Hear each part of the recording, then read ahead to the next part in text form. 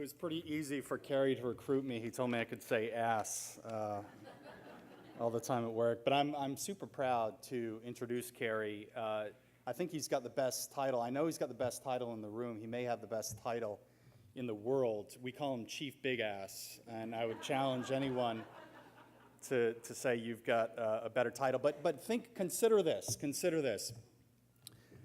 The world has changed significantly since Big Ass was founded in 1999. We lived through terrorism, economic instability, global destabilization, including many of you who saw that this past week or the week before. We've seen companies build and lose fortunes. Some of you invested in those companies. I know I have. We've seen technology shift the way the world works. And so through my lens at GE, I saw a significant period of change. So we divested businesses, GE Plastics, NBC, GE Capital, consumer-facing properties like GE Appliances here in Kentucky. So think about that. That was since 1999. And GE was making big moves and bold moves in this rapidly changing world. And as I was sitting there, I thought it was not only a tough business, but I was looking at these entrepreneurial stories and wishing that I was on the other side. And during that time, we all saw inspirational leaders, one of which, Steve Jobs, used design and technology to reinvent the way we communicate and share media. Elon Musk, who Carey, I can't say what he says about Elon every day. It's not appropriate for public. But Elon converted advanced technology into transportation and energy storage as a company. And then there's Big Ass. So think about this. Big Ass completely disrupted the middle market in a way that has not been disrupted before. I can tell you the revenue number obviously is much lower than where we're at today. Just in the last 4 years, the company has built a consumer business that's reached $60 million. It is a fantastic story. And so similar to Steve Jobs and Musk, what Carey has built has created a new market that has never existed before. When you walk into a facility and you see a Big Ass fan, that did not exist before Carey invented it. To put it in perspective, we're in over 120 countries. 140 million people walk under our products every single day. So think about that, 140 million people get to look up and say the word Big Ass or the words Big Ass. It's a treat. So I'm proud to say I'm no longer at a big company. I'm finally with a company that's doing big things, that's moving a little bit faster than we moved.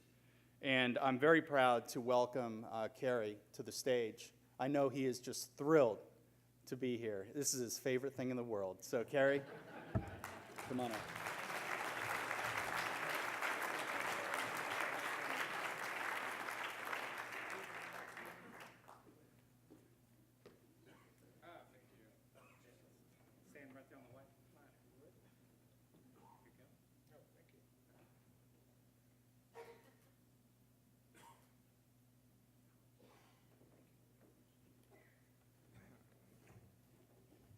Well, now that you've met my ass of a COO, and I don't know what the hell you're talking about with Elon. I mean, geez, that's pathetic.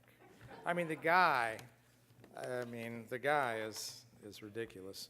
So my family moved. I appreciate that, John. You know, you can tell that we're getting at the end of the year.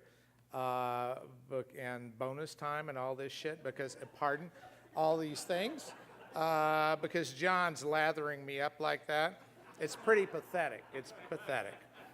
So anyway, my family and I moved to Kentucky 25 years ago this month. When I got here, I was the proud half owner of a failed business. I had a 1.5-year-old son, and thank God I had a wife that was earning a good living because that's what kept us afloat. Worked 7 years here, started another company, was able to put aside enough money to start the company that I'm here for, at least the precursor of the company that I'm here today for. And that company was HVLS Fan Company. It rolls off the tongue, and we loved it.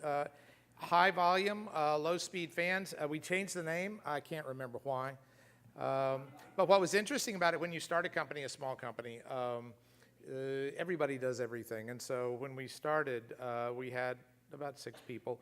We all answered the phones. And inevitably, we'd answer at HVLS Fan Company or High Volume Low Speed Fan Company.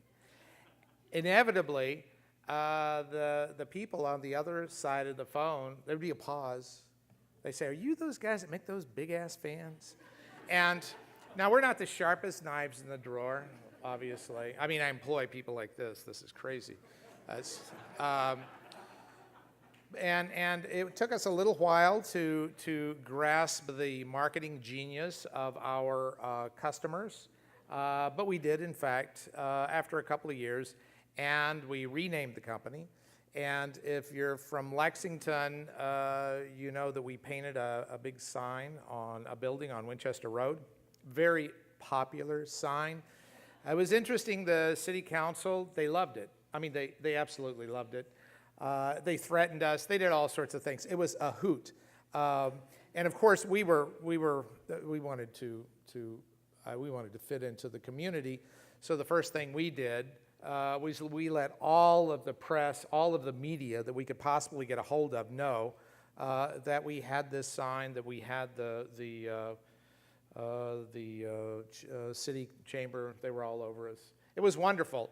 And I think that by the end of that, it was pretty obvious that 95% of the people that in this country, or at least the people that were that had read about us, understood that ass had been used 40-something times in the Bible. This apparently did not penetrate the city council of Lexington,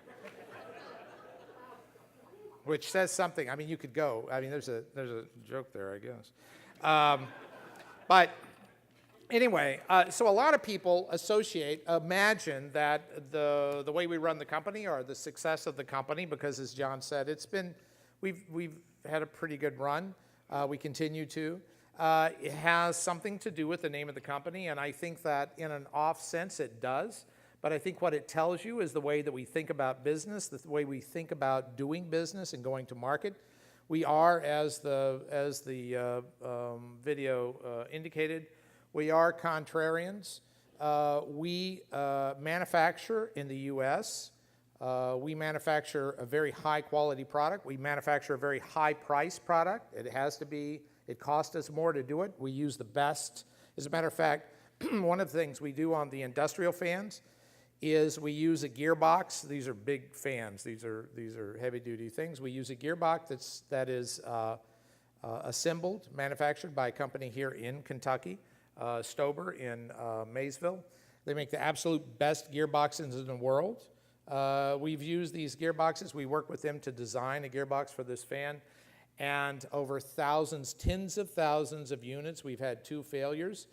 And we kicked some German ass. But those were 2, and those were in the beginning, and one of them didn't have any oil in it. So, I mean, it has been an exceptional gearbox and an exceptional experience for people that buy our fans. They're very high quality, manufactured here. Now, can you hear me? Geez, I didn't know that. We sell directly to the customer, and I think they alluded to that, is we do not use distribution. We have some retail. We use retail as more of an experimental channel for us. The reason that we abhor retail is because they extract a 35% margin, and for doing absolutely nothing, or very close to absolutely nothing. We talk directly to our customers. That allows us to get ideas, product development, and it also allows us to know if we are making mistakes, if we do have problems, and we know about them immediately, because somebody here, a tech in Lexington, is taking this down and passing it on to an engineer. So it's a very, very tight structure. Additionally, we pay more here at Big Ass than we pay 30% more on average than is paid on average for manufacturing in Kentucky, and 20% more than is on average in the states, in the U.S. as a whole. And as I think somebody mentioned, we sell in a lot of companies. We have our countries. We have offices in Singapore and Hong Kong, and sometimes we wish we didn't, but in Australia and Malaysia. We hold over 170 patents. As a matter of fact, in our office or in our lobby, and we would love to invite anybody that wants to come and see what we do, because we love to show people around. We actually have a patent for fire. Yes, we have the original patent for fire. We have the inventor of fire that works with us, that John sits right next to, makes fun of every damn day.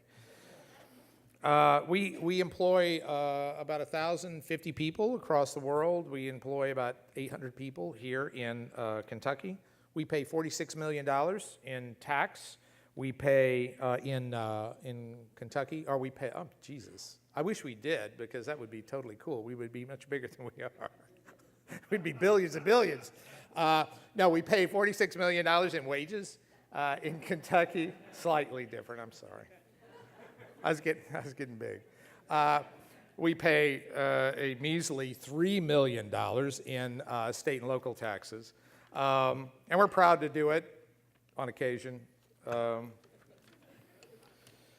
And also, Kentucky is, as we've seen, or as we will see, or as we know, is home to a multitude of great companies.